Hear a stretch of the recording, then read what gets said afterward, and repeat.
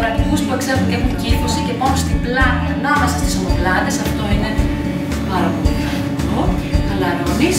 Και τώρα θα κάνω τη διάταση στην αίθουσα. Χρησιμοποιώ το μοχλό μου εδώ πέρα.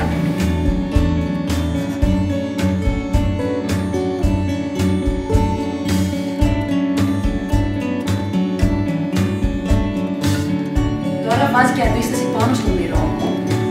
Σπρώχνεις σπάτε. Τώρα θέλω να χαλαρώσει ολοκληρή σε αυτή τη θέση όπως είσαι χαλάρωσε. Και εδώ τεντώνω. Το πύχη και εδώ και τη λεκάνη εδώ. Yes. Και δεν θέλω να νιώσω κι άλλο. Χαλαρώσει, κάθομαι.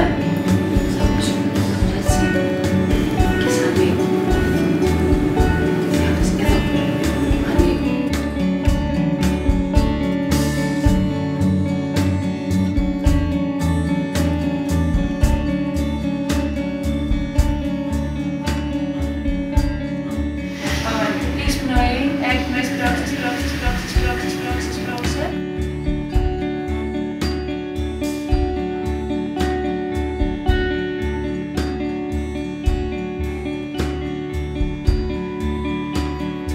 Αυτά μπορείτε να δουλέψουν και σε χωριστές, αθλητές και ευνηδησία.